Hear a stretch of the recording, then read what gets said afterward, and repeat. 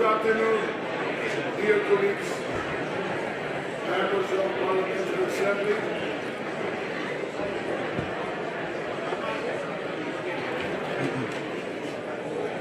Now I'd like to officially welcome you all at our winter meeting here in Vienna. It's our statutory meeting, which Austria hosts every year. And at this meeting we're delighted to have Speaker of Parliament, President of the Parliament, and a very good friend of our Assembly, and a member of our Assembly, Mr. Volodymyr Sobotka. And I'd like to, let's say, once again reiterate that it's a huge amount of support from Austrian Parliament, the work of parliamentarians. We are grateful to her first time in this capacity, chairperson in office of the OSCE and the Minister of Foreign Affairs, Slovakia, Miroslav Lajčák, and he will address the Parliamentary Assembly after a few minutes. I would like to also repeat that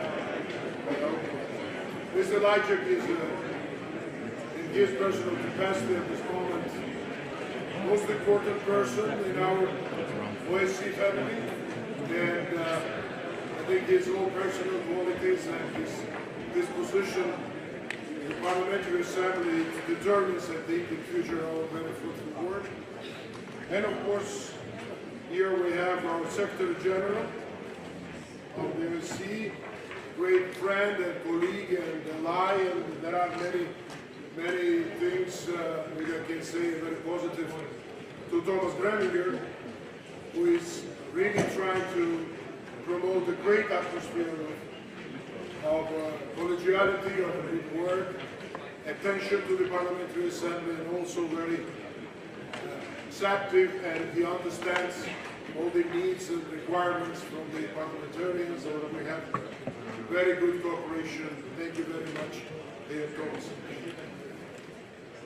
So,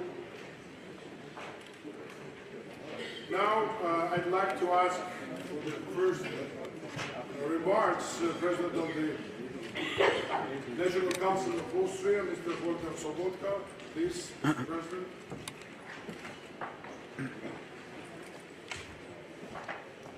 Sehr geehrte Abgeordnete, Delegationsmitglieder, sehr geehrter Herr Präsident, lieber derzeitiger Vorsitzender, Außenminister Lajčák, der Generalsekretär.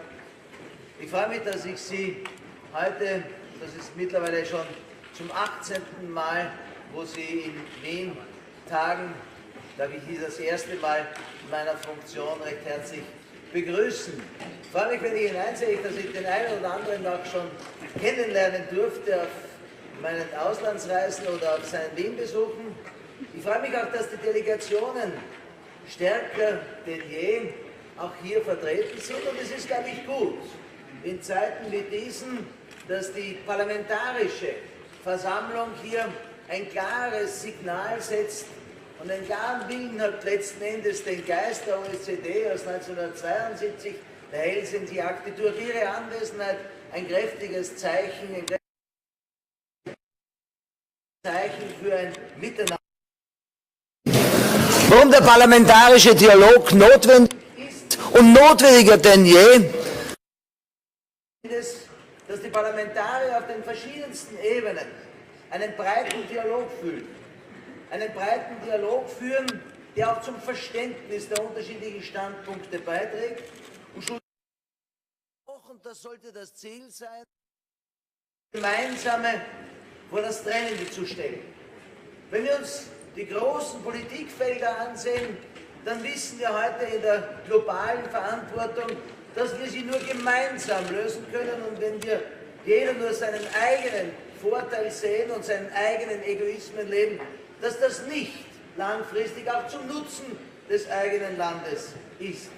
Die OECD hat immer wieder bewiesen, dass sie in der Lage ist, gerade für Konfliktvermeidung in der Frage, Streitparteien auch zusammenzuführen, auch letzten Endes mit ihren vielen Missionen hier einen wertvollen Beitrag zur Erhaltung und Weiterführung des Friedens zu leisten. Und wir brauchen diese multilateralen Foren mehr denn je. Denn wenn wir uns ansehen, wo wir heute stehen, und wenn Sie heute, und manche von Ihnen sind schon sehr lange auch Parlamentarier, wenn Sie sich das vor Augen führen, wo wir vor 10, vor 15 oder vor 20 Jahren gestanden sind, dann, wenn wir das im Rückblick reflektieren, dann sind das heute Zeiten, die für alle Herausforderungen gekennzeichnet sind. Das sind viele Dinge wie in der Frage der Digitalisierung, letztendlich auch den Möglichkeiten, wie wir kleine Konflikte nicht größer werden lassen und schlussendlich den großen Herausforderungen der Zusammenarbeit. Darüber hinaus, und das ist für uns, glaube ich, ganz wichtig, sehen wir, dass die Sicherheitsfrage eine ist, die alle betrifft und von vielen auch heute bekämpft wird. Wir sind froh, wenn der Kampf gegen ISIS gewonnen wird. Wir sind froh, wenn wir terroristische Organisationen mit einer gemeinsamen Haltung bekämpfen können. Und wir dürfen froh sein und wir sollten froh sein, wenn wir das Leid, das in all diesen Konflikten die Zivilbevölkerung erfährt, wenn wir dieses Leid mindern. Die OECD verfügt über eine ganz starke Grundlage, über ein Wertefundament zur Konfliktverhütung. Und die Grundprinzipien der OECD aus den Schlussakten Helsinkis, die Souveränität der Staaten, die Unverletzlichkeit der Grenzen, die Souveränität auch, die die Menschenrechte begründen, das bewusste Bekenntnis zur Demokratie und vor allem zur Rechtsstaatlichkeit. Nur die Rechtsstaatlichkeit, die für alle Bürger gilt, ist das Mittel, um letzten Endes das Leben der Menschen miteinander zu verbessern. Und dessen sollten wir uns eingedenk sein, dass das heute manchmal ausgehöhlt wird, ja manchmal bewusst missachtet wird, aufgrund der verschiedensten Entwicklungen. Nationalismen, kurzfristiges und kurzsichtiges Denken und schlussendlich einer wirtschaftlichen Herausforderung, einer klimapolitischen Herausforderung, der wir uns gegenüber sehen. Da ist ein offener und ehrlicher Dialog, wie ihn die OECD pflegt, eine wesentliche Voraussetzung. Und da braucht es auch Mut zum Kompromiss, da braucht es auch einen Mut, aufeinander zuzugehen. Und die Parlamente haben da eine ganz entscheidende Aufgabe, auch die Regierungen zu unterstützen, die Regierungen zu kontrollieren und den Dialog auch voranzutreiben. Wir sollten diesen Geist auch der OECD gerade auf die handelnden Personen im Operativen der Regierung sehr stark auch weitertragen. Mit der Diskussion und auch mit der klaren Aufforderung, aufeinander zuzugehen. Mir ist besonders wichtig, gerade in diesem Jahr auch auf die menschliche Dimension, den Schutz der Menschenrechte hinzuweisen. Wir wissen, wie sie da und dort ausgehöhlt werden. Wir wissen, wie sie da, dass Religion und Staat, die voneinander getrennt sind, manchmal nicht in dem verstanden werden, was in der Menschenrechtskonvention grundgelegt ist. Und wir wissen, dass es ein starkes Bewusstsein dafür gibt, diese Menschenrechte sind die Freiheit und sind letzten Endes die Grundlage für die Freiheit jedes Einzelnen. Und ich bin überzeugt, dass die heutige Wintertagung mit ihren Dokumenten und letztendlich mit ihren Diskussionen einen wertvollen Beitrag leisten kann in eine positive Zukunft. Lassen wir uns nicht irritieren, wenn heute manches Abkommen nicht mehr wertgeschätzt wird. Lassen wir uns nicht irritieren, wenn manche einen Weg gehen, der insbesondere in der Beeinflussung über digitale Medien auch staatliche Souveränitäten beeinflussen. Lassen wir uns nicht irritieren von den einzelnen Konflikttreibern. Wir müssen, und da sind wir dazu verpflichtet, der Menschlichkeit einen Raum zu geben, eine Bahn zu schlagen. Und dafür darf ich Sie aufrufen, in diesen strukturierten Dialogen, in diesen Feldmissionen, egal wo sie sind, ihren Beitrag weiter zu leisten. Die OECD ist unersetzlich.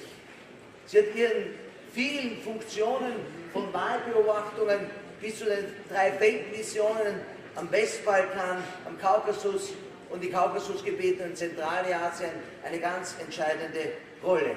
Gar nicht davon zu reden, in ihren Spezialmissionen. Und es sind heute auch die Konfliktthemen sehr klar angesprochen. Wie gehen wir weiter um in dieser Situation in der Ukraine? Wie können wir Schritte entwickeln für Langzeitkonflikte, sie einer Lösung zuzuführen? Und was ist unsere Aufgabe in der Beobachtung der Menschenrechte und vor allem freier und transparenter Wahlen? Lassen wir unsere Grundrechte nicht aushöhlen zum Schutze unserer Bürgerinnen und Bürger der ganzen Menschheit. Und das soll auch ein Signal von dieser Wintertagung sein. In diesem Sinne, alles Gute, nochmal herzlich willkommen in Wien. Haben Sie mit guten Beratungen und nehmen Sie diesen Geist von Wien auch mit nach Hause.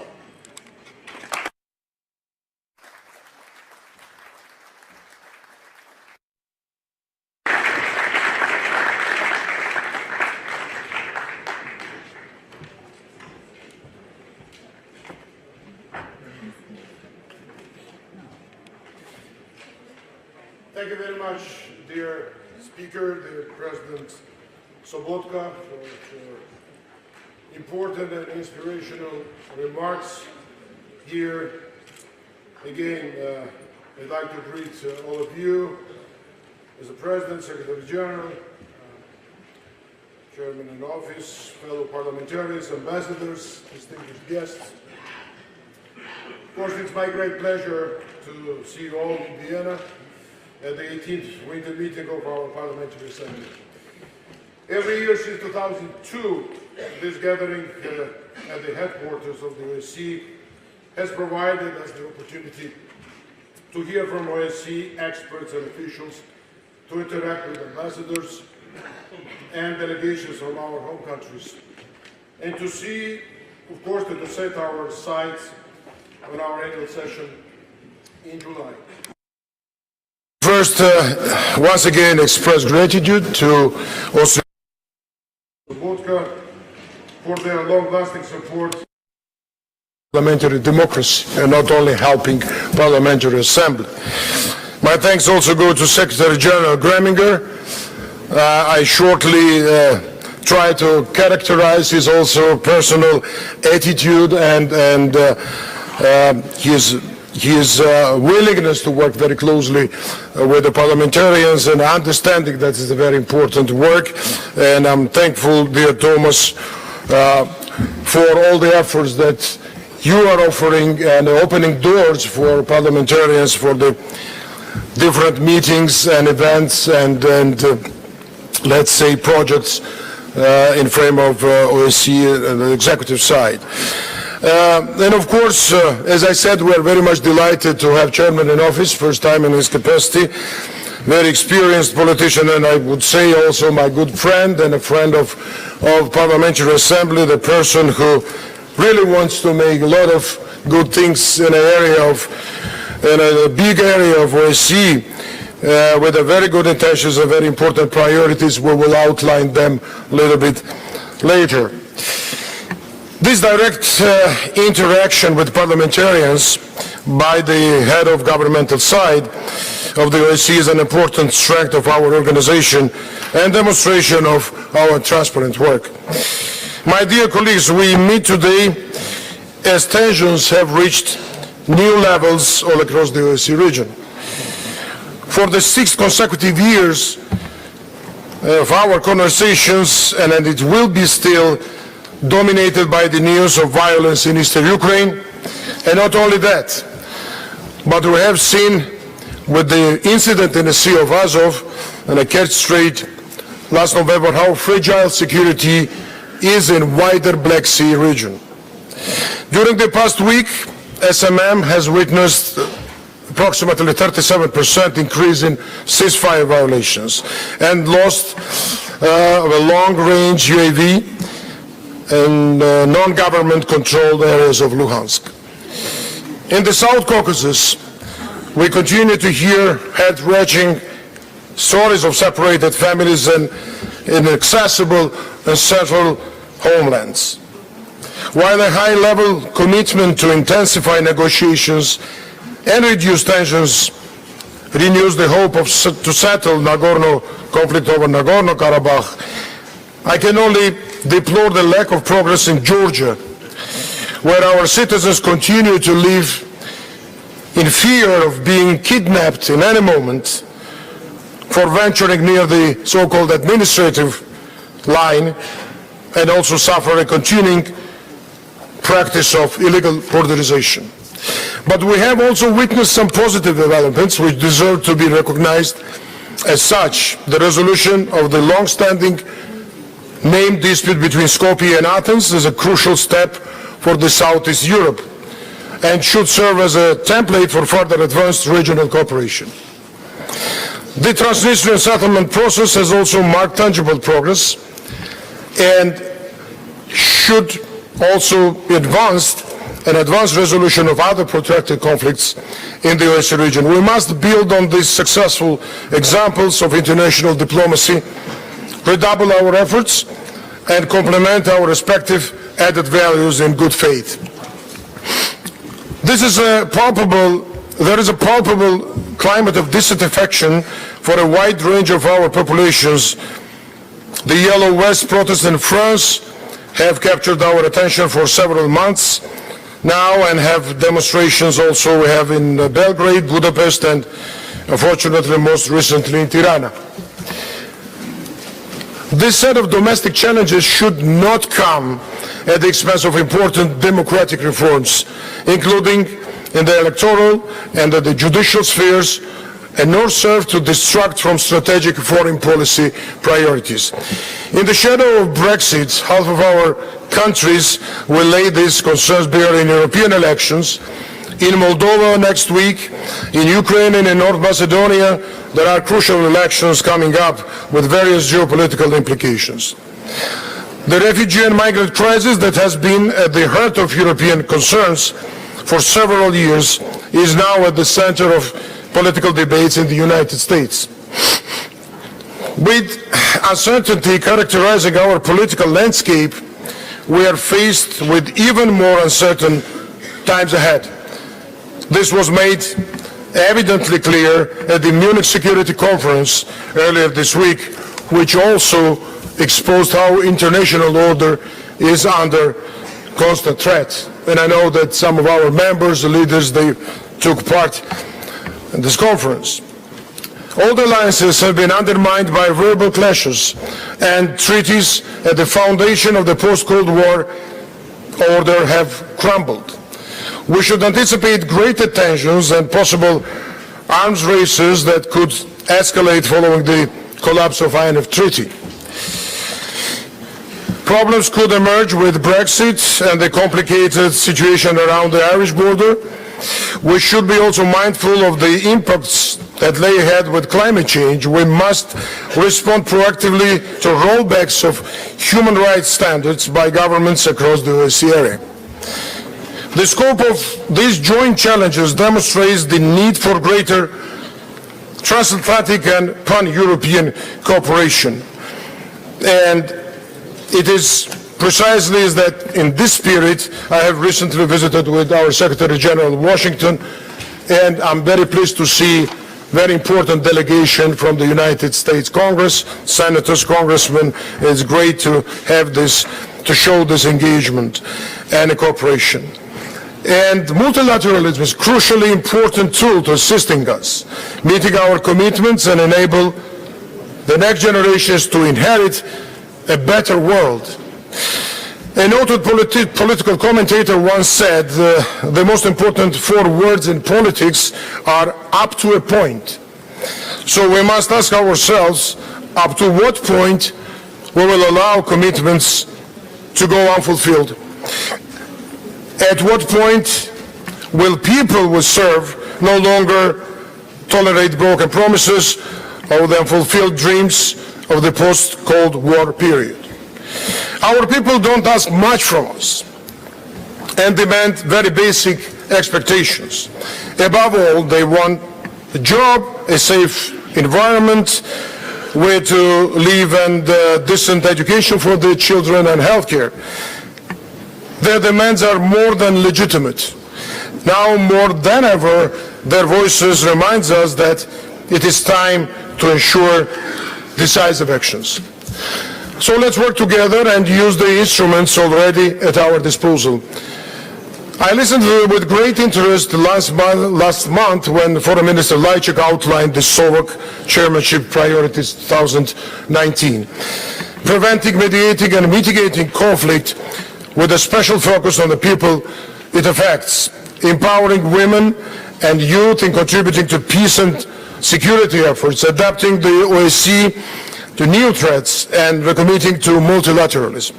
It is clear that there is much overlap between these priorities and what has been done and has been also the agenda for Parliamentary Assembly in that regard in the last several years. I recall in particular one sentence from Minister Lajčák's opening statement: Slovakia will dedicate the chairmanship to bringing the OSCE closer to the people it is working for. Parliamentarians are ideally suited to reinforce that special link between our organization and the people. That should most benefit from it, and I'm very confident that the governmental branch of the OSCE appreciates this valuable avenue. And I think also Secretary Graminger will elaborate later on this. It is a good sign that the Italian and Slovak chairmanships have offered me, in my capacity as President of the OSCPA, the opportunity to address Permanent Council twice per year. These are a valuable opportunity to take stock of our cooperation, but also to advance criticism whenever it's appropriate. Working in close coordination with the chairmanship, the Secretariat and the OSCE institutions, all of them, we have very good cooperation with all of the institutions. We must continue to push our countries and governments to achieve some tangible progress in putting an end to the crisis in and out Ukraine, protecting journalists, enabling the contributions of civil society, or promoting the participation of more women, youth and citizens who are underrepresented. Looking around the room here, I see strong national voices and leaders recognized abroad. We have among us several speakers of parliament, a number of former government ministers and numerous politicians likely to be called to fulfill very important and high duties in the future. With such expertise and wealth of experience on hand of the OSCE, our ambitions are very realistic. Today we have close to 300 members of parliament from 55 participating states and 4 partners for cooperation present. Such numbers really are a testament not only to the importance we all give to the OSCE, but also to our collective desire to work together on issues that affect us all. I look forward to engaging in constructive deliberations this week. Yesterday already the ad hoc committee on countering terrorism met to plan the next steps in its very active work. The ad hoc committee on migration will also gather today. Our economic and environmental committee will debate a timely issue with good governance in the area of fighting corruption, money laundering and the financing of terrorism in the OSCE region. The fight against corruption is an area where much progress can be done within the framework of multilateral cooperation, and I'm glad that we will also hear from the OSCE Special Representative on combating corruption on this issue tomorrow. In our Human Dimension Committee, I expect an engaging conversation on the scope of legitimate restrictions of human rights in times of emergency.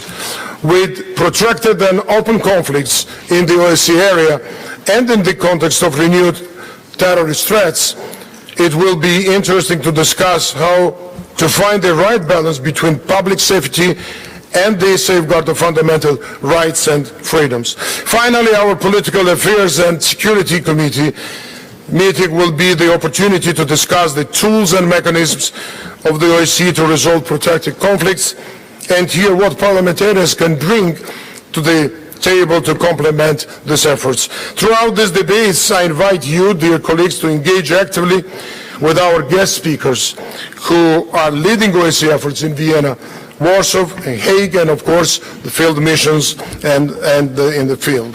So we should continue to be open and further seek cooperation with our outside partners. I was very glad to see that yesterday's meeting of the Silk Road Support Group included lively discussions with our Austrian counterparts, the representatives of corporations, to encourage economic work and cooperation ahead. Your suggestion and constructive criticism is always welcome.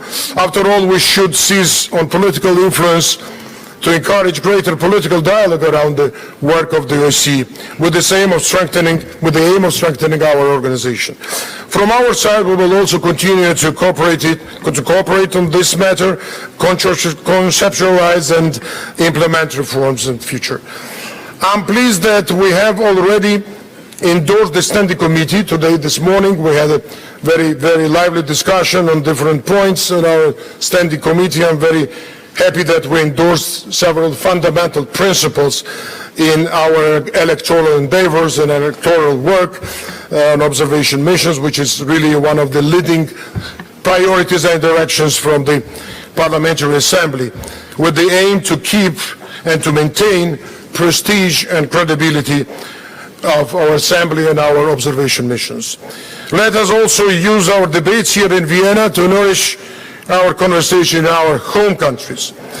Let us continue to engage with our national parliaments and build on their oversight functions to push for the implementation of key OSCE commitments.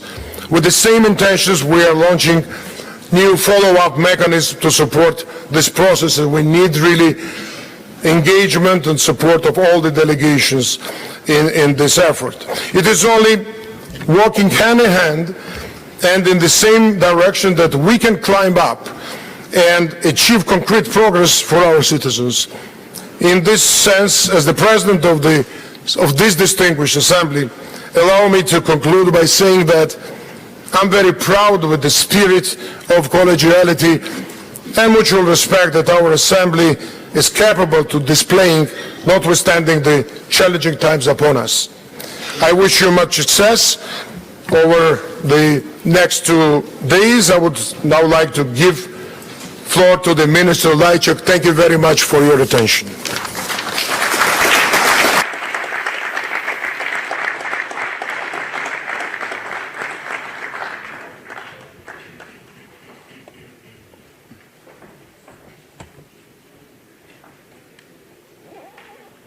Thank you very much and good afternoon.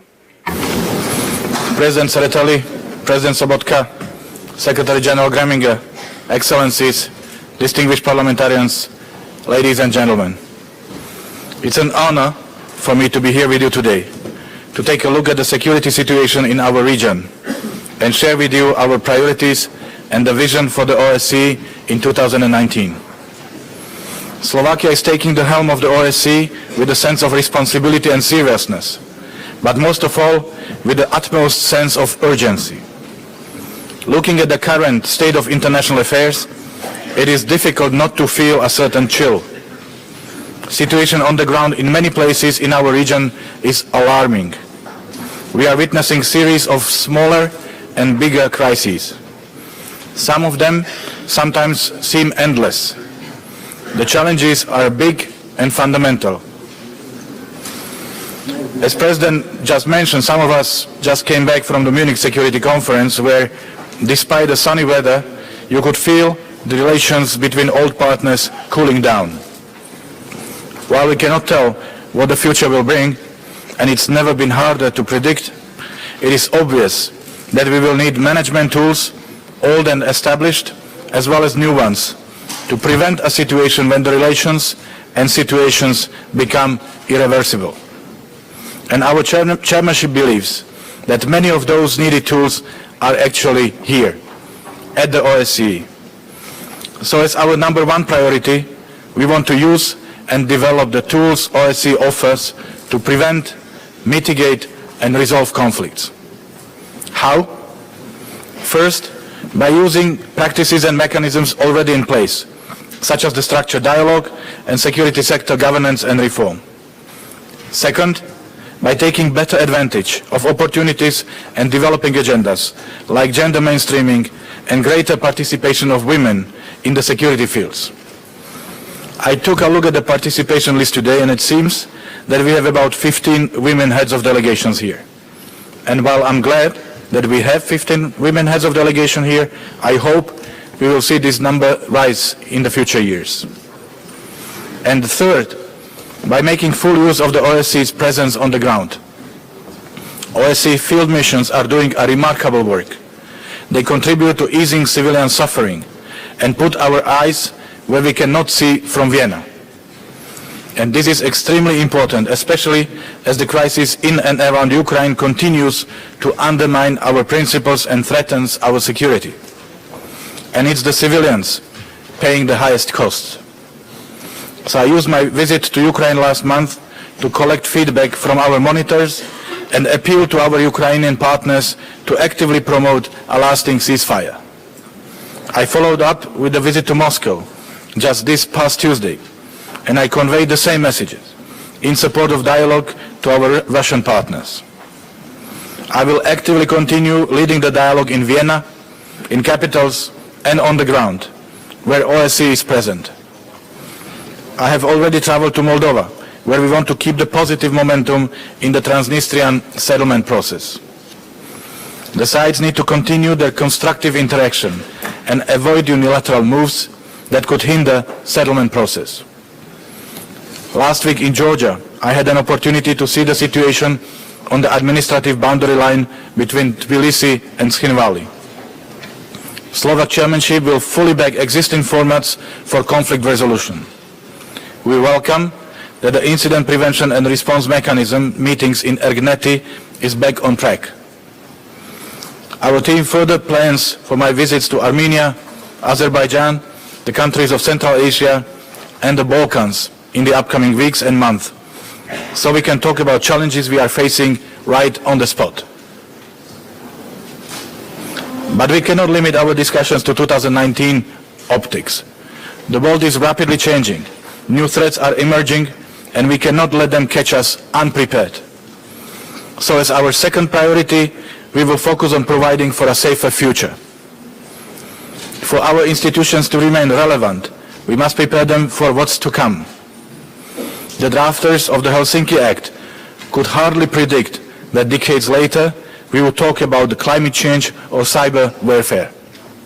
New technologies and tools of statecraft, new interdependencies, new vulnerabilities are emerging. And this also means we will most likely need new tools in order to manage them. We need to adapt, open up space for new themes within the OSCE, and generate dialogue about a safer future. To this end, our chairmanship will host topical conferences dealing with issues from terrorism to cybersecurity, to call attention to worrying trends and look for opportunities for cooperation. The first conference of this type already took place 5th and 6th of February in Bratislava, addressing problems of combating modern-day anti-Semitism. However, to prepare responsibly for modern opportunities and threats, first and foremost, we must band together. So as our third chairmanship priority, we want to promote multilateralism. We need allies. We need complementarity. And to this end, first, we need strategic partnerships with international organizations. All the members of the European Union are also members of the OSCE. We are all members of the United Nations. And we want to see how we can better harmonize and support mutual efforts. To this end, I will visit Council of Europe next week and engage with the United Nations Security Council in March. Second, we need to connect with non-governmental actors, think tanks, women's groups, youth networks, and other civil society partners. But let us start within the OSCE family by better using existing channels for dialogue and ensuring inclusivity. Out of the OSCE structures, Parliamentary Assembly, brings the most plurality and diversity. Your input and action is critical to our collective success. Let me just mention 3 areas where, as I see it, we need the perspective and skills of parliamentarians the most. First, you are the link between the OSCE and the people it serves. You come from all parts of our region, representing constituents from megacities to small towns, from agglomerations to countryside. You know how things work on the ground. You know best what concerns your people you represent. You are the body best suited to ensure that the OSCE is responsive to the aspirations of its citizens.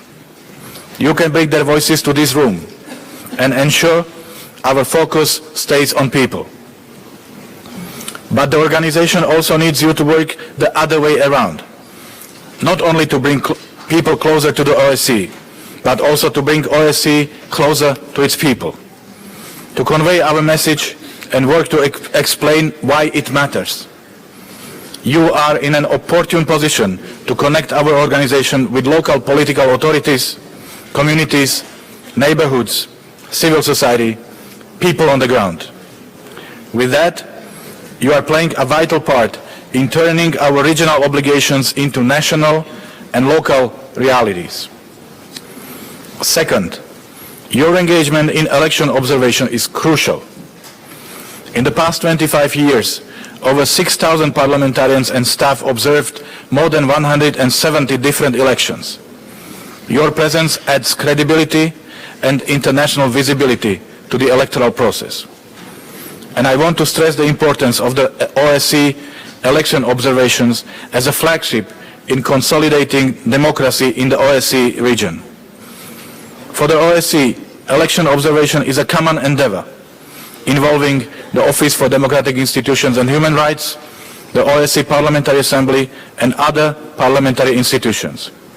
Your presence adds elected authority and international visibility to these common election observation endeavors. And especially at the time when we are heading towards numerous elections of critical importance. Moldova's parliamentary elections are the most important ballot in the modern history of the country. The conduct of these elections has potential to determine the light in which the international community will see Moldova. Also, importance of the upcoming presidential elections in Ukraine does not need any further emphasis. Our chairmanship will, of course, play its part. I will designate a special coordinator to lead the short-term OSCE observer missions, as I did for Moldova, designating you, Mr. President. And I want to emphasize one more thing here. We all have high expectations from the OSCE, but the election monitoring does not come free of charge.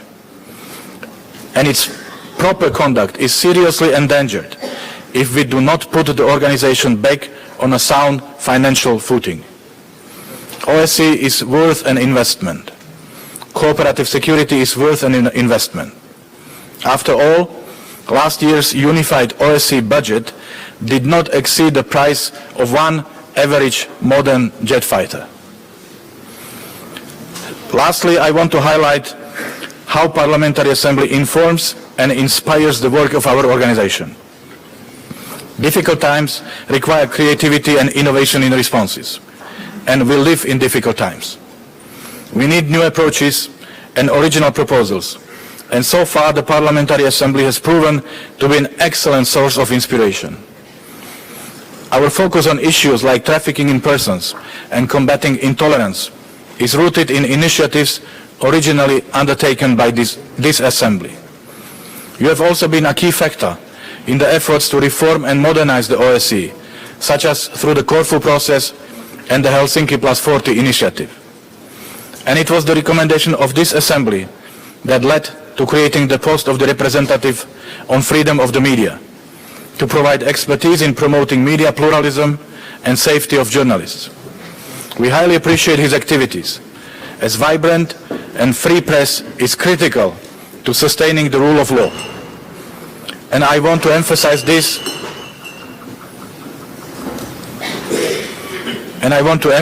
especially on this day. It is precisely 1 year since our society was left in shock after the murder of investigative journalist Jan Kuciak and his fiancée Martina Kushnirova.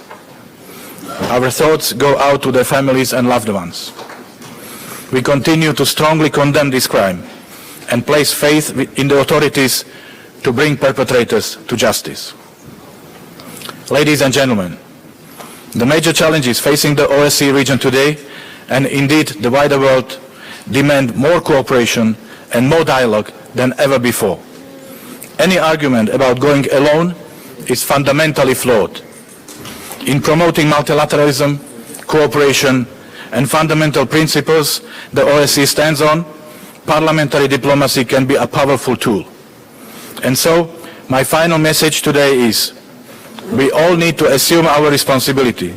We all need to use the tools in our disposal to make sure that the freezing environment in the OSCE area gets some sunshine after all. I thank you for your attention.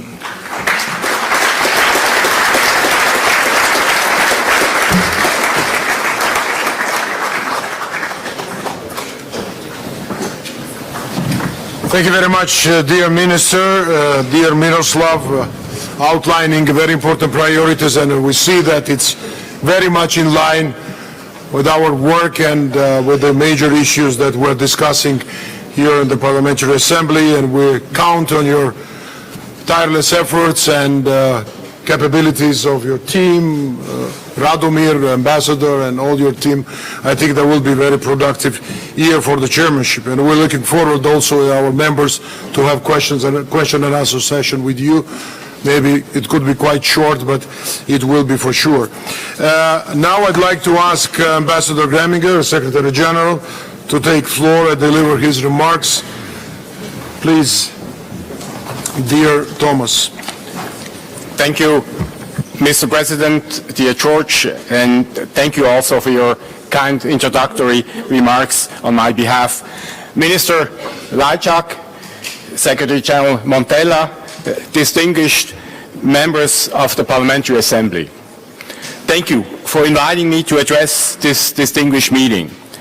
I appreciate this opportunity to speak with members of the Parliamentary Assembly. I'm going to provide you with an update on developments within the organization and in the OSCE region. Last December, the OSCE family celebrated its 25th Ministerial Council in Milan, culminating a successful Italian chairmanship. Although the participating states could not find common ground on a political declaration, the quantity and quality of the documents adopted provide some doses of optimism, given the polarized political environment in which we operate. For the first time since 2014, participating states adopted an important decision in the human dimension on the safety of journalists.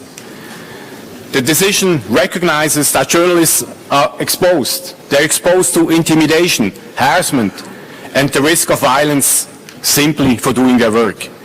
It calls on participating states to take effective measures to protect them and their families.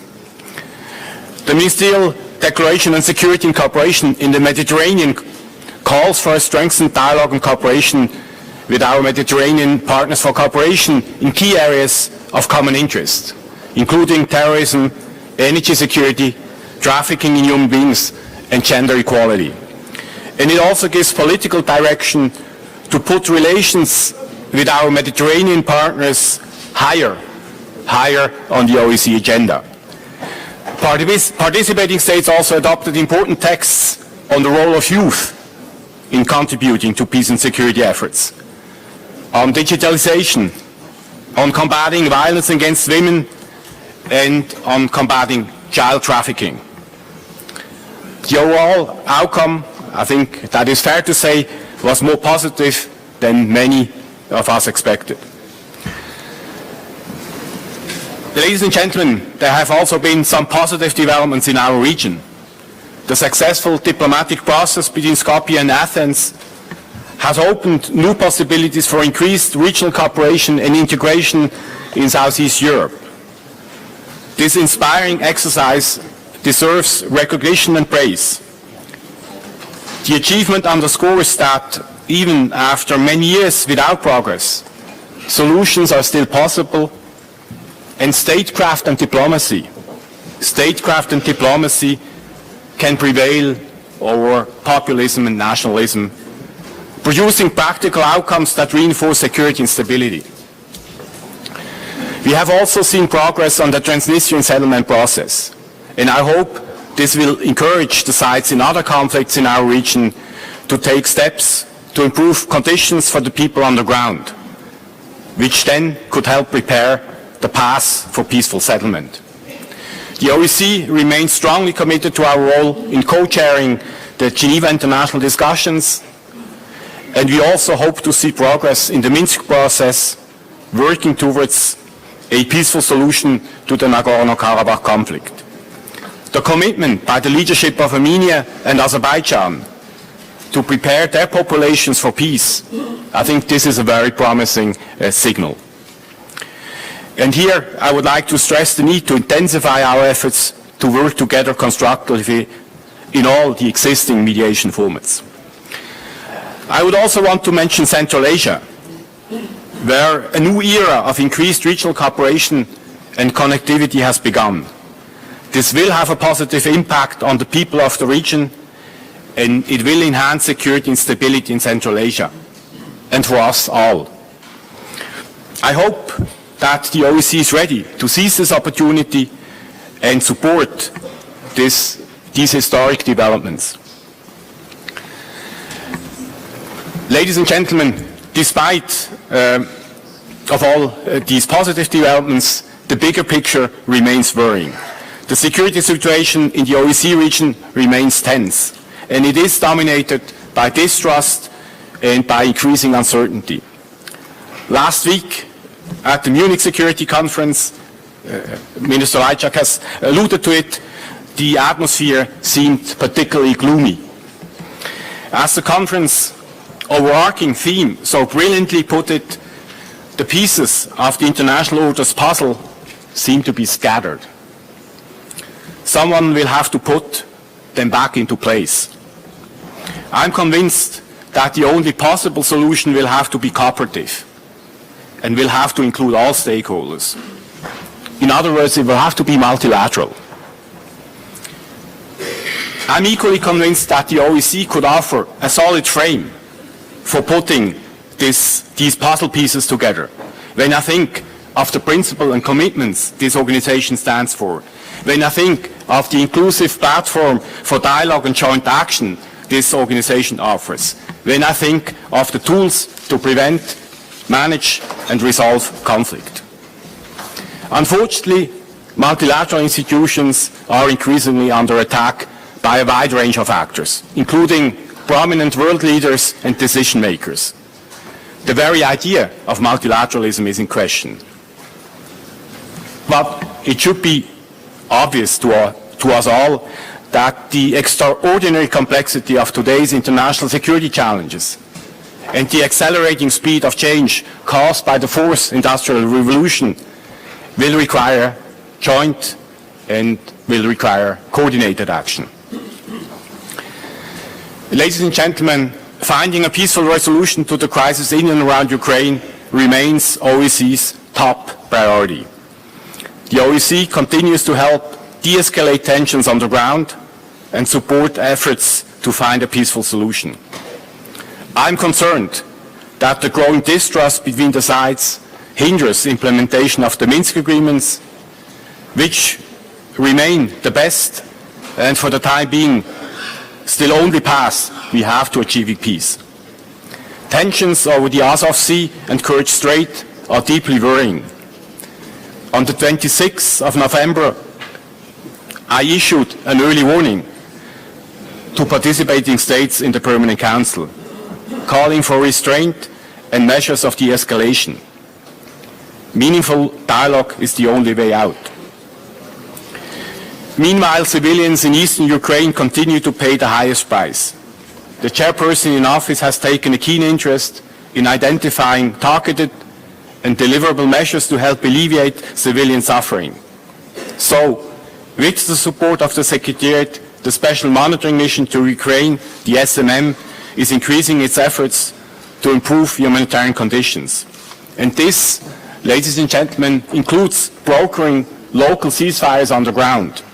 More than 1,000 last year only, to enable repairs to critical infrastructure serving people on both sides of the contact line and preventing further escalation of local ceasefire violations. Ladies and gentlemen, it is often said that international organizations should be more efficient.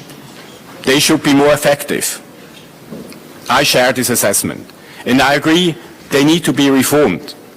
In the OSCE context, we need to ensure that the organization remains fit for purpose to address critical 21st century security challenges. One way we are doing this is by stepping up efforts to achieve gender equality, by enhancing the role of women in preventing and managing conflict, promoting women's contribution to the economy and combating all forms of violence against women and girls. And I'm pleased to announce that on the 8th of March, we will present the main findings of a very comprehensive OSCE-led survey on violence against women. We are also looking at ways to strengthen the organization itself.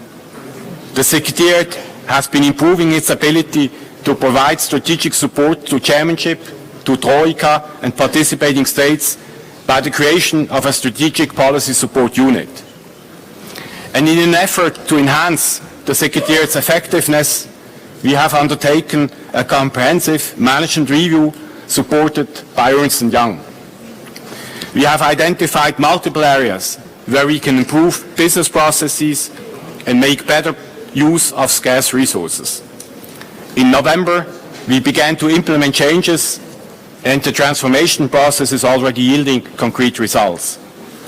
Successful completion of this transformation process will modernize OSCE management policy and practice and ensure that our structures meet contemporary needs.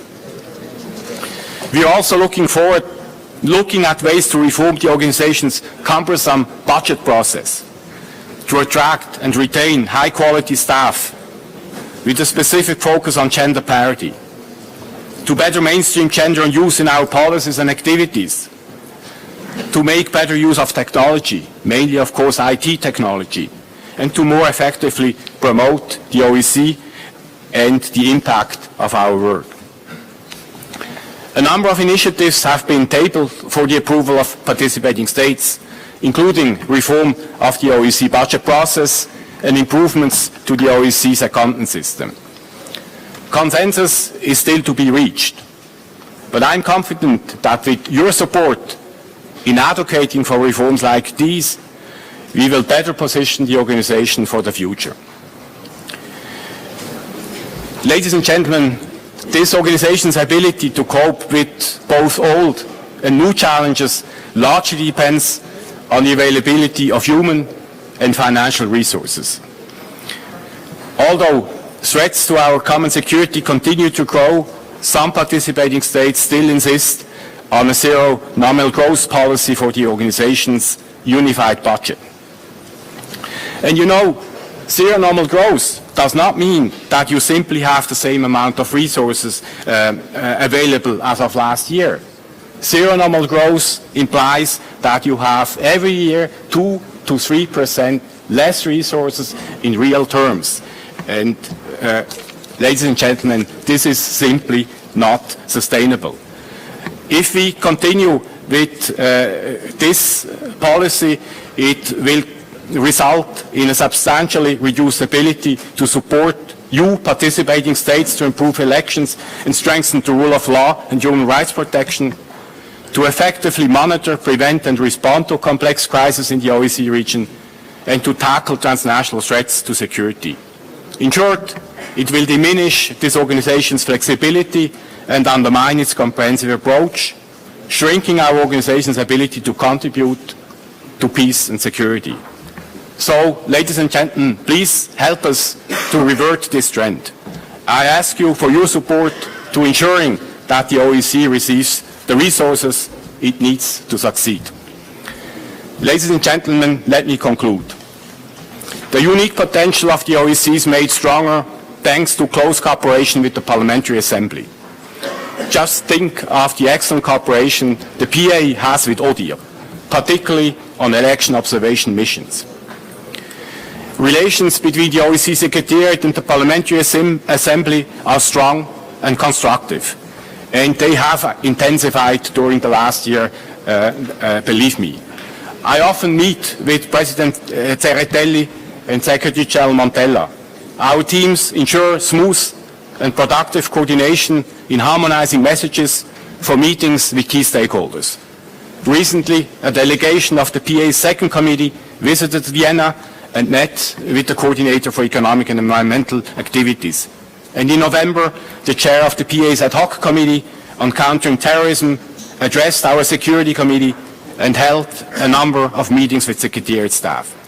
Thank you, President Tsereteli. Thank you, Secretary General Montella, for your dedicated efforts to make all this possible. I look forward to continued close collaboration with the PA in the months and years to come. And I'm particularly looking forward to meeting with your Bureau in Copenhagen on the 8th of April. Thank you very much for your attention.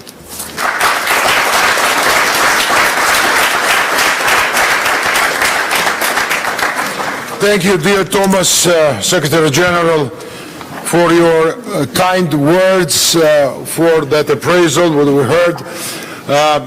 You know parliamentarians' work, you know how it's important, and it's not only words that we're trying to, let's say, flatter or please each other, but there are deeds which we see every day, and governmental side is really open for parliamentarians, and from our side, I'd like to assure that we will support all the good initiatives that you have, a structural reform and all the steps to strengthen this organization to overcome difficulties. And I think it's a very good moment for the chairmanship to enjoy this very high level of cooperation between the institutions, and we'd like to seize this moment.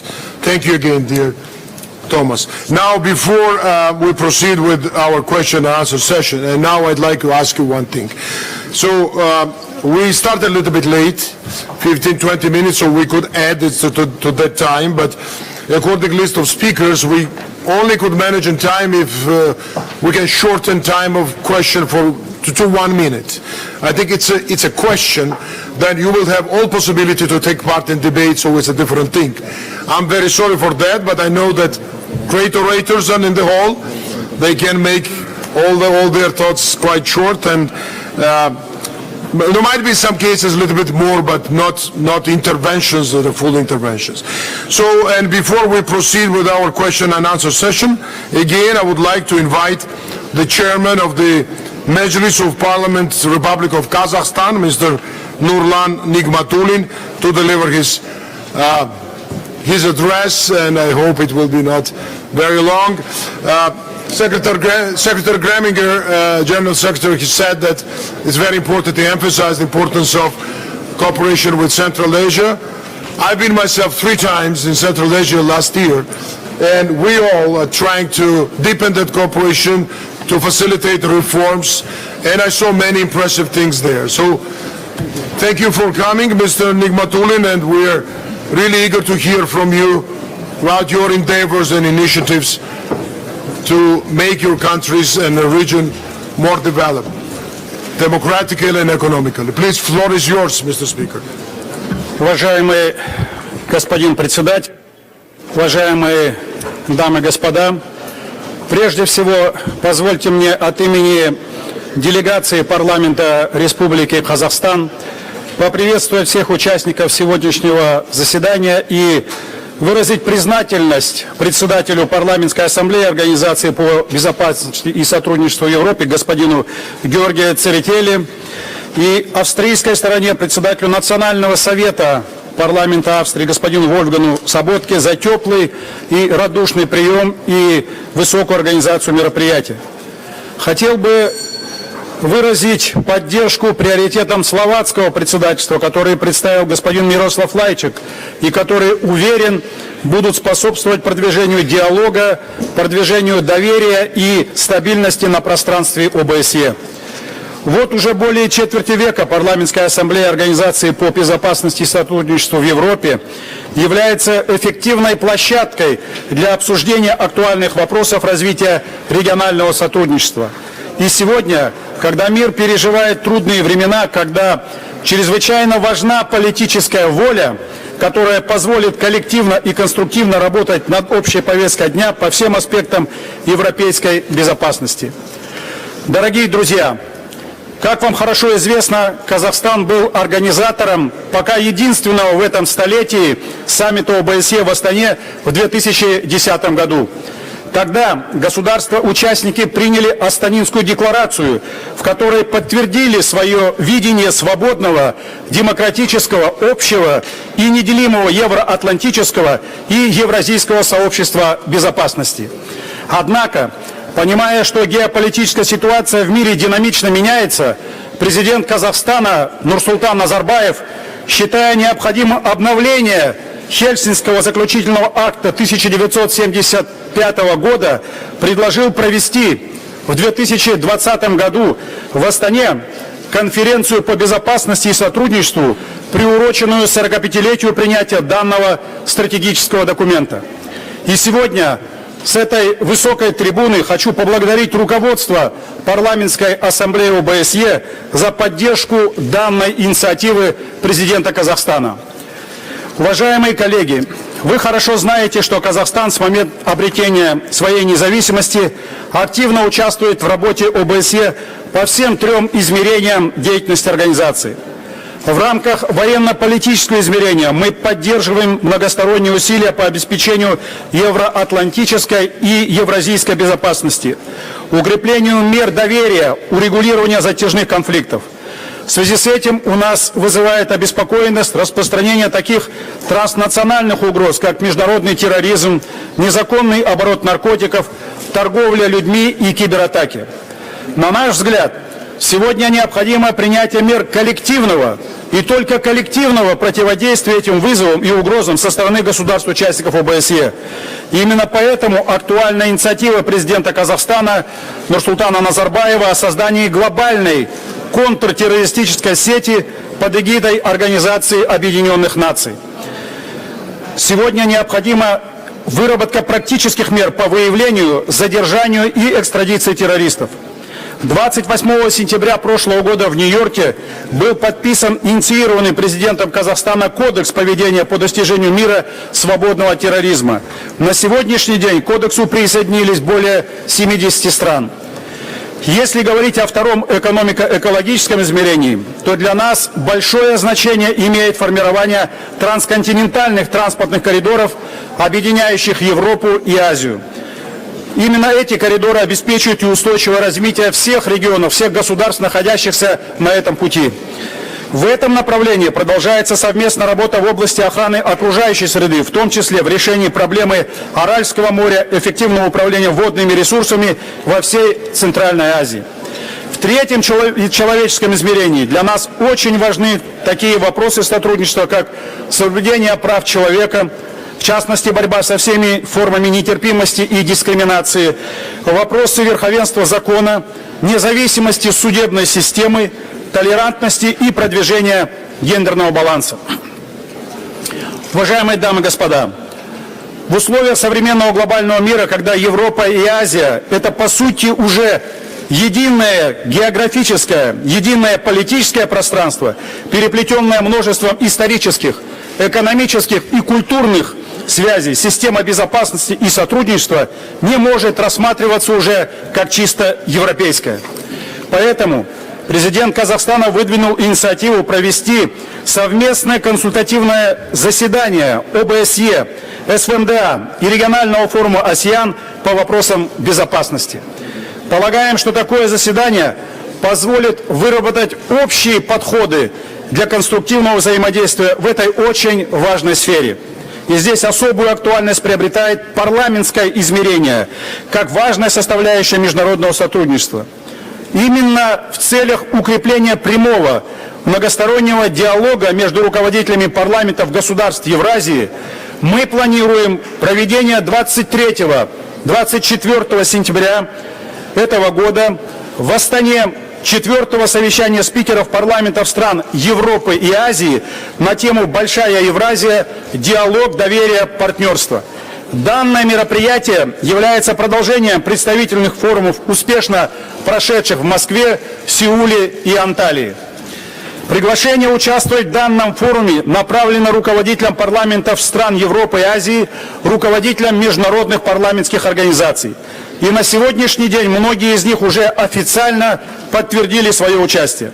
Уверен, что выработанные на этом представительном совещании спикеров Евразии предложения и инициативы послужат дальнейшему укреплению доверия и взаимопонимания между странами и народами нашего континента.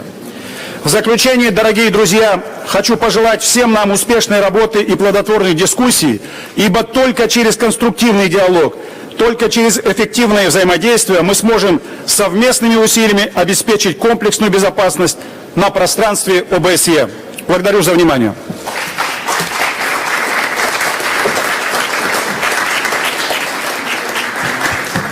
So, thank you, dear Speaker, dear Nurlan, for your comments, for your speech, and as I said, and I think it's a desire of Assembly to continue active engagement from the OSCE side to the region and especially with Kazakhstan. Now, dear colleagues, we will start our question and answer session. As I said, is a maximum time. We could allocate 20 minutes. So, without any continuation, I'd like to ask Artur Gerasimov of Ukraine. First question, up to 1 minute, please. Thank you. Two short questions to Minister Lajchak and Ambassador Greminger. To Minister Lajchak.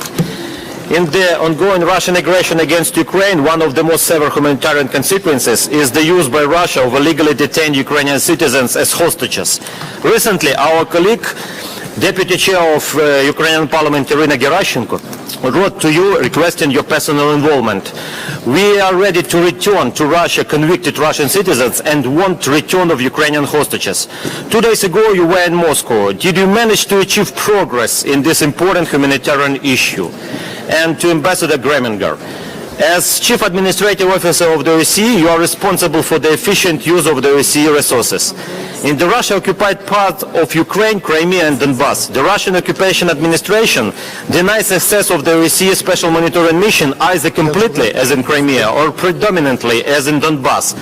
In the last 4 months, the Russian forces in Donbass downed 2 long-range UAV of the Special Monitoring Mission. The second just 3 days ago. What are your steps, Secretary General, to stop such impediments and get financial compensation from Russia for lost UAVs? And one comment, in the Kerch Strait, not tension. It was military open attack of Russian forces against Ukrainian vessels in the international waters with use of helicopters, aircrafts, guns with kill to fire. Thank you.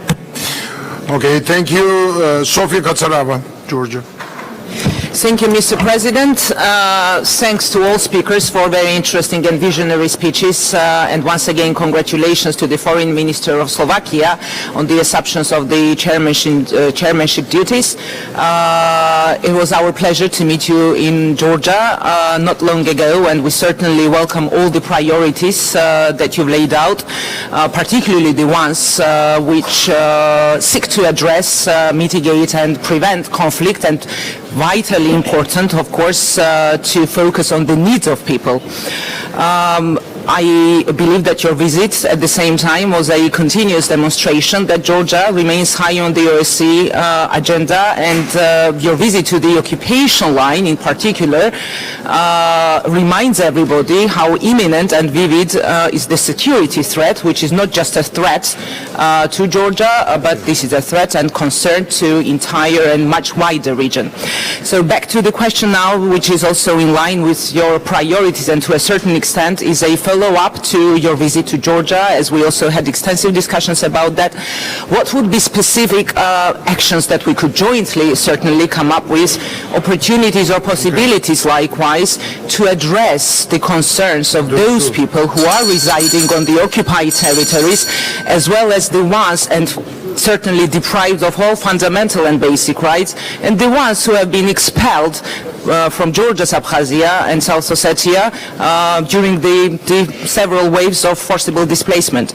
That is a very specific question, I understand, but something that we could jointly discuss, and I would like to also express hope that future chairs of OSCE will also keep Georgia high on the agenda precisely to address the concerns of the people. Thank you. Thank you, Mr. Dobre. Romania. Thank you. What actions are considered within the OSCE in response to the recent provocation by Tiraspol, namely the opening of so-called representation of Transnistria in Moscow? We regard such action as contrary to the principle of sovereignty and territorial integrity of the Republic of Moldova and undermining the ongoing process of negotiations in the framework of 5+2 format. Thank you. Thank you very much indeed. Margaret Cannon-Nellen, Switzerland. Thank you. I would like to thank Mr. Chairperson in Office and Secretary General for their priorities, for their good coordination, and also for their emphasis to include more women on all levels of our institutions. This remark would also concern our special monitoring mission. As a head of the third commission, I was able to lead a fact-finding mission in December to Kiev, Dnipro, Mariupol, and over to the contact line. Ceasefire, increased demining activities, and full compliance with international humanitarian law by all sides is for us as Human Rights Committee of crucial importance. My questions to you, and I will put them in a language of my country, in French. Monsieur le Ministre, Monsieur le Président en exercice, Monsieur Gremier, nous ne pouvons pas continuer à rester passifs et de facto nous limiter à administrer ce conflit armé plutôt qu'activement tenter de le résoudre. Ne serait-il pas temps de donner à la mission spéciale d'observation de l'OSCE en Ukraine un cadre plus large qui permettrait de contribuer à la mise en œuvre des accords de Minsk? Je vous remercie. Thank you. Then Heidi Fry. Oh, no, sorry. Serene Marboard, France, and then Heidi Fry. Thank you very much, Chair. I wanted to address my... No, after, sorry. Yes, Serene Marboard, France. Okay. You are there, sorry. Please. Madame Bonneau, Monsieur le Président, le comité ad hoc de lutte contre le terrorisme de notre Assemblée auquel j'appartiens est venu étudier la législation et l'expérience française relative à la gestion des revenants au mois de février. Je salue l'initiative de notre délégation et encourage le comité dans ses travaux, notamment celui de proposer une boîte à outils et des bonnes pratiques à tous les États membres de notre organisation. La France commence à avoir de l'expérience en ce domaine, toutefois, jusqu'alors, elle n'a été confrontée qu'à des retours ponctuels, échelonnés, plus faciles à gérer. Or, les récentes annonces des États-Unis nous laissent penser que la France devra bientôt gérer des retours en bloc. La France, très lourdement touchée par ce terrorisme, prend ses responsabilités et sa position est claire en ce domaine. Les enfants nés en France ou de parents français ont vocation à retrouver leur famille en France. Or, la France n'est pas le seul pays concerné. En cela, la gestion des revenants est un défi commun. Que vont devenir les combattants étrangers qui ne seront pas rapatriés par leur pays d'origine? Ils seront libérés, pourront commettre d'autres tueries.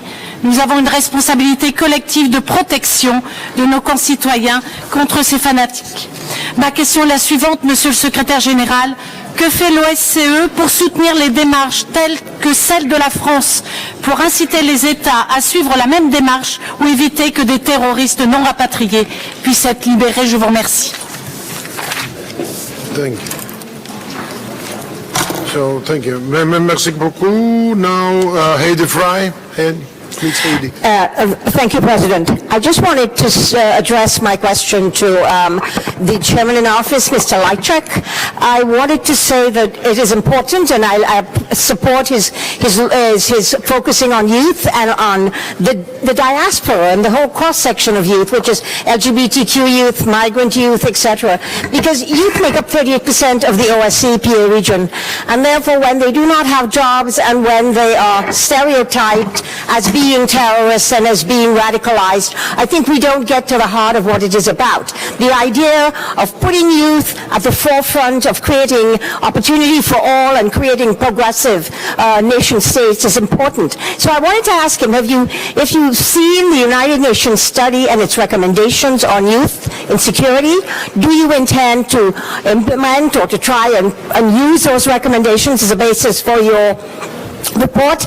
And are you going to look at the whole concept of youth, meaning women, LGBTQ, migrants, etc., to be able to deal with this issue? Thank you very much, Heidi. Now, Richard Hudson, United States. Thank you, Mr. President. To Chair in Office Lajčák, we welcome Slovakia's stewardship of the OSCE this year, and thank you for taking on this considerable task. It is fortuitous that Slovakia's chairmanship coincides with the anniversary of the Velvet Revolution. We look forward to the opportunity to commemorate appropriately that historic event. I think I can speak for all parliamentarians here when I say we're troubled by the rise of anti-Semitism we've seen making headlines recently. I want to commend you for hosting the conference on anti-Semitism in February. We welcome any additional information you can share about other events or activities the chairmanship may be planning for later in the year regarding tolerance and non-discrimination issues, including Christians, Muslims, and other faiths, as well as racism and xenophobia. Secondly, I would just ask, will you ensure that civil society has access to the upcoming ministerial in Slovakia in December? With that, I yield back, Mr. President. Thank you very much, dear Richard. Now, Mr. Dunava. Thank you, Mr. Chair. And we will, yes. Will the OSCE consider to put in its agenda measures and the negotiation with the relevant actors involved in the context of the intensification of the unauthorized military exercises that have taken place in last year in the security zone of the Republic of Moldova? Our question is based on the evidence that such activities do not contribute to the confidence-building measures on question the real efficiency of the small steps approach. Thank you. Thank you indeed. And then Ms. Bonavandom still wants to, but it was already, I think. Fatmir Mediu. Thank you, Mr. Chairman. In your presentation, you mentioned that unfortunately we have protests in Tirana. How is OSCE Parliamentary Assembly will involve himself in the matters of request for free and fair election, fighting against organized crime and corruption, in order, to find out a solution out of that protest? Second, about, questions for Mr. Lajčák. Recently, we have heard a lot of discussions about border change and land swamp in between Kosovo and Serbia, which brings me to some concerns of going back on the dark times of conflicts and a kind of domino effect in the region. So what is going to be the role of, your chairmanship on that matter? Thank you very much. And very last question, Colin Deacon from Canada. Thank you, Chair. I want to focus on one of the priorities, Minister Lajčák, of the Slovakia's chairmanship, the promotion of policies and activities to capitalize on the positive impacts of technology while mitigating the negative effects. Technology and business disruption are commonplace in every corner of the globe, and we've all seen evidence of the resulting economic and social disruption that follows and how it can lead to a divisive fracturing inside communities and societies. But the reverse can also be true. And my personal background as an entrepreneur, I encourage you to look at technology and technology entrepreneurship as an effective tool to create the sorts of success stories that can reverse the effects of economic and social disruption. And so my question to you is in light of the benefits of technology entrepreneurship, how might the chairperson in office propose to use this approach as you go about your important work at the OSCE? Thank you. Thank you very much, dear colleagues. You were very good in reducing time over questions. And please now, Chairman in office and maybe also Secretary General, if you want. It's a big challenge, I understand. 13 or 14 questions altogether.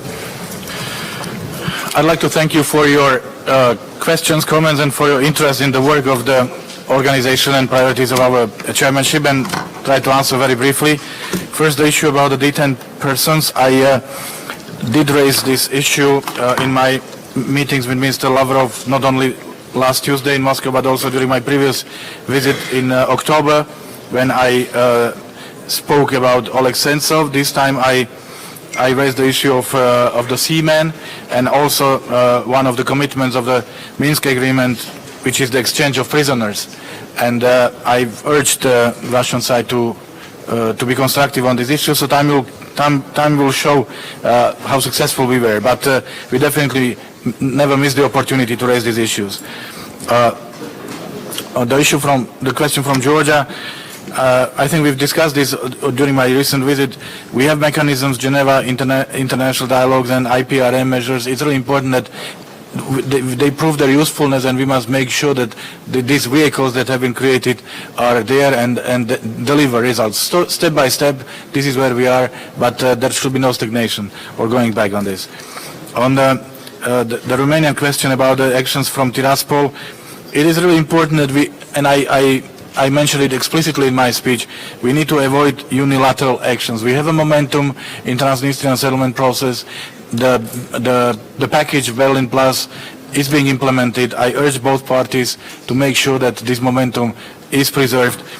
And I'm also glad that after interventions, the initial idea about setting up this office was changed. The status was basically downgraded to an NGO, and the symbols were removed. So I really believe that it helped to calm down the atmosphere.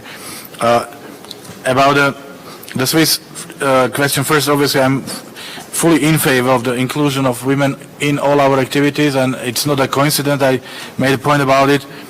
With regard to the broader framework, or rather mandate for the SMM, I agree very much with you, but OSCE operates on the basis of consensus. So I'm sure that the mission is willing to do more, provided it gets the mandate from the participating states. So the question from Canada about the youth and security report. Well, I happened to be the president of the United Nations General Assembly last year, and youth was one of my priorities, and I organized 2 events related to youth, and right now we are bringing some positive experience from the UN into the OSCE environment, and promotion and inclusion of youth is among them. And when I speak about a safer future, that means youth should be part of it, because youth is the future. So we organize several events with the inclusion and participation of young people. United States, thank you very much for your nice comments. We've enjoyed the visit of Secretary Pompeo last week to Bratislava, which was very constructive. I call it a visit of encouragement. It is not a coincidence that we chose combating anti-Semitism as the theme for our very first high-level conference, and we will continue promoting tolerance and fighting against discrimination, including with regard to Christians and Muslims, and to promote the area of zero tolerance to discrimination within the OSCE area. And the issue of the civil society's access is, yes, it was raised in Milan. We took good note of it. We have a good history of working with our civil society organizations. They are our partners, and we will make sure that they will take part in our ministerial council. On the land swap, I have a very strong opinion on it, and I do not keep it secret, but I don't think I should make it public here with wearing my OSCE hat, because this is not an OSCE process, not the OSCE agenda. It's the process being discussed within the European Union and together with the United States. So if the OSCE is asked to be part of this process, we will do our best. I will only limit myself by saying that I don't think that changing the borders solves the problem. And the issue of technology, it's very interesting, and I would wish to hear more about it. How can you bring your entrepreneurial experience into our work, and we will be all open for that. Thank you very much. Thank you, Thomas. Yeah, just complimenting on a few points. Foreign terrorist fighters, this is key and a key issue on the agenda of the Security Committee, but also the Permanent Council, both serving as a platform to exchange on good practices. The Transnational Threats Department of the Secretariat offers expertise to participating states on how to address these issues.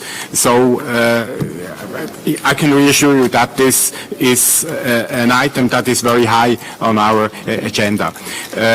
Just complimenting on the UN study on youth and security. This study has been presented here in Vienna to the group of friends chaired by the Spanish ambassador, and the study calls on regional organizations to implement recommendations, and that is definitely what we are aiming at. On the question by the Ukrainian delegate, we of course regret all freedom of movement restrictions to the SMM, non-respect for OEC monitors and for OEC assets, and this includes jamming and shooting at UAVs. At all UAVs, short, mid, long range, there is jamming and shooting at all types of UAVs. We regret that the second long-range UAV was downed a few days ago. We take this very seriously. This is currently being investigated, and once we know more about the reasons of the UAV coming down, we would certainly also try to make those responsible for it accountable. Last point on the female representation in the special monitoring mission. This is a challenging a challenge because we are looking for a lot of hard security related expertise, but here again I can reassure you that we've been successfully attacking the issues lately, and the figures are clearly going up by specifically targeting pools of female experts in participating states. Thank you. So thank you very much. I think on behalf of my colleagues, we'd like to thank you, dear Chairman, the Secretary General, for being today with us and sharing with your plans and with your will to work closely with parliamentarians. We really appreciate that. And we have also the same position from our side. If there are any questions, you can always send it in a written form, but we let all of you who were in list to ask questions. And thank you very, very much again, dear Miroslav, dear Minister, and dear Thomas, to responding to the questions of parliamentarians. Thank you for very good cooperation, and many thanks to our interpreters because they worked a little bit more than it was designated. So big applause to everybody.